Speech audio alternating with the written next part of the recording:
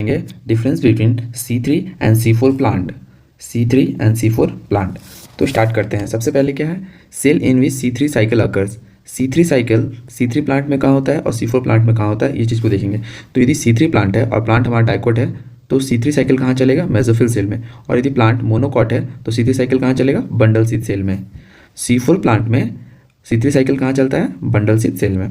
यदि हम लोग प्राइमरी कार्बन फिक्सेशन का बात करें तो प्राइमरी कार्बन फिक्सेशन जो है हमारा C3 प्लांट में कहाँ होता है, मेसोफिल सेल में होता है। और C4 प्लांट में कहाँ होता है, मेसोफिल सेल में होता है। तो हम इजीली से याद रखेंगे कि प्राइमरी कार्बन फिक्सेशन या तो C3 प्लांट हो या C4 प्लांट हो, कहाँ होगा, मेसोफिल सेल में हमेशा होगा। ठीक है। अब हम लोग प्राइमरी CO2 एक्सेप्टर देखते हैं। प्राइमरी CO2 एक्सेप्टर जो होता है C3 प्लांट में क्या होता है, RUBP। RUBP एक 5 कार्बन कंपाउंड है। ठीक है। और RUBP क्या है, कीटोज शुगर है। मैंने बताया था आपको कि RUBP जो है 5 कार्बन कंपाउंड है और कैसा है, तो कीटोज शुगर है। ठीक है। यदि हम C4 प्लांट में बात करते हैं प्राइमरी CO2 एक्सेप्टर का, तो क्या है, फॉस्फोइनॉल पायरुवेट। फॉस्फोइनॉल पायरुवेट एक 3 कार्बन कंपाउंड है। नेक्स्ट पॉइंट देखें तो क्या है, primary carbon fixation. Primary carbon fixation product क्या है हमारा, यदि C3 प्लांट है तो फॉस्फोग्लिसरिक एसिड। फॉस्फोग्लिसरिक एसिड क्या है, 3 कार्बन कंपाउंड है। और C4 प्लांट में प्राइमरी कार्बन फिक्सेशन प्रोडक्ट क्या है, ऑक्जेलो एसिटिक एसिड। ऑक्जेलो एसिटिक एसिड जो है 4 कार्बन कंपाउंड है। तो मैंने बताया था कि C3 प्लांट को C3 क्यों कहते हैं, क्योंकि प्राइमरी कार्बन फिक्सेशन प्रोडक्ट जो है C3 प्लांट में 3 कार्बन कंपाउंड फॉस्फोग्लिसरिक एसिड है। और C4 प्लांट में प्राइमरी कार्बन फिक्सेशन क्या है, ऑक्जेलो एसिटिक एसिड है, जो कि 4 कार्बन कंपाउंड है, इसीलिए हम लोग C4 प्लांट बोलते हैं।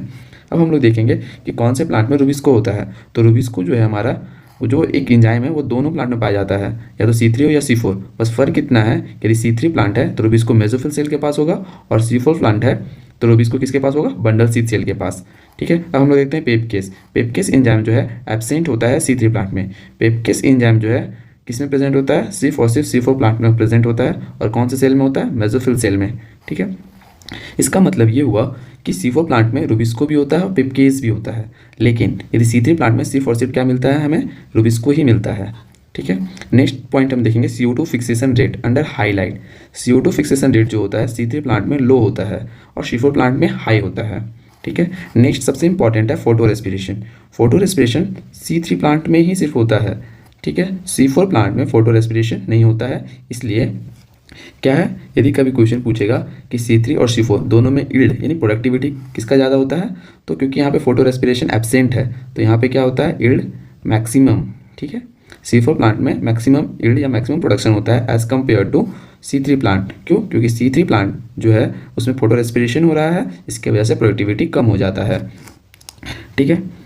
अब हम देखेंगे टेम्परेचर, ऑप्टिमम टेम्परेचर कितना चाहिए C3 या C4 जो तुम्हारा साइकिल है वो कंटिन्यू करने के लिए। तो जो C3 प्लांट है वो लो टेम्परेचर में चलता है 20 to 25 डिग्री सेल्सियस में, और जो हमारा C4 प्लांट है वो हाई टेम्परेचर को टॉलरेट करता है कितना, 30 to 40 डिग्री सेल्सियस को।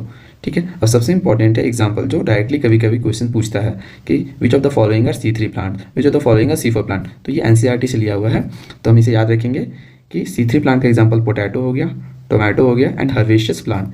ठीक है। ये 3 एटलीस्ट याद रखेंगे, पोटैटो, टोमेटो और हर्बेशियस प्लांट। C4 प्लांट में भी मैंने पढ़ाते वक्त बताया था कि ये एग्जाम्पल है क्या क्या है C4 प्लांट्स के, मेज, wheat, sugar cane and sorghum.